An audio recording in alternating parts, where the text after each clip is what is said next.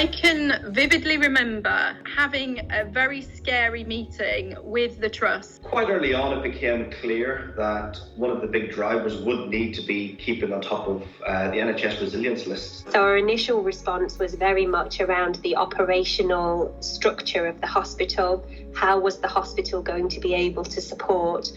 We were very much trying to work out what might be needed from us. We looked at the hospital as a whole and broke it down into here's the capacity that we could offer physically to the Trust, whether we staffed it or they staffed it. Everybody got involved.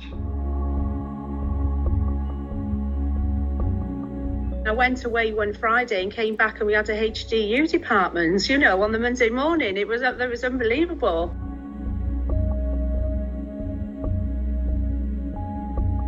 From our point of view and from the ward care point of view, we've had to obviously make sure that we have staffed both day and night. It was like one list of each a day, so it was just, the work was just constant. Changed every week. You never quite knew what you were coming into.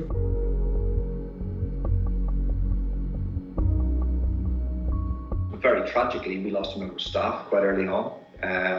Who died as a direct result of COVID. A lot of them lost friends and relatives due to COVID, and our colleagues were dying in the NHS because they got infected, and it almost seemed unfair that they still felt that, they were not doing enough.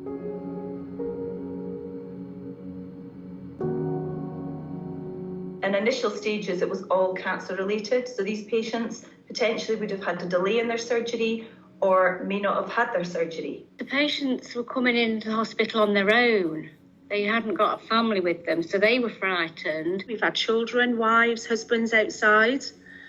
We've never experienced anything like that.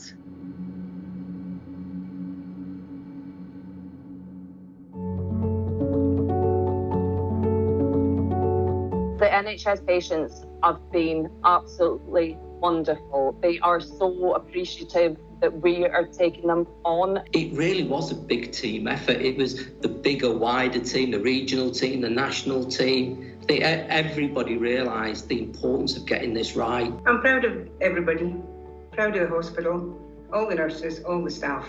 I think we've all done a fantastic job and still doing it. I feel really happy that we're able to participate in that kind of national effort. We were doing lots of clinically vulnerable patients that were shielding, and they all said that they felt safe here. The main person in this is the patient. Whether they're coming to a private hospital or going to an NHS, they're still the main part of what we were doing. There are many days when I still think about those patients on intensive care and wonder how they're doing. I'm very proud from the BMI circle to take the position, and we will support the NHS, having the NHS patients in our facilities. We responded as we continue to do, and that is to promote the safe care of our patients. I definitely think out of it that we'll appreciate each other more.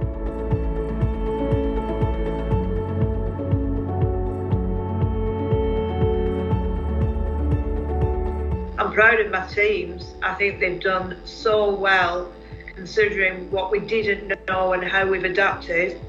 I think it's made us stronger. This hospital in particular, how it responded, I'll have to keep it forever, and I will always be proud to talk about that. My colleagues on the ward have done a brilliant job, looking after these patients, and, I couldn't be any prouder. When lockdown started, I got diagnosed with cancer, and I was worried it was going to delay my treatment.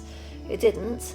I had major bowel surgery on the 6th of May, which went well, but I had complications, which meant I had to be admitted to the high dependency unit, where I had round-the-clock care from nurses, consultants, all the equipment they needed. It was fantastic. And I feel very lucky to have been here where they've got this special facility.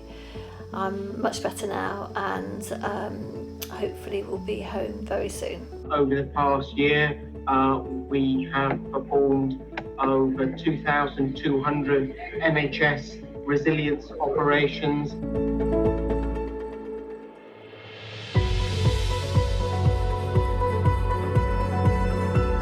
We did over 1,700 procedures. Over 16,000 patients were given appointment slots to the blood taking unit, so these are critical numbers to making sure patients were treated.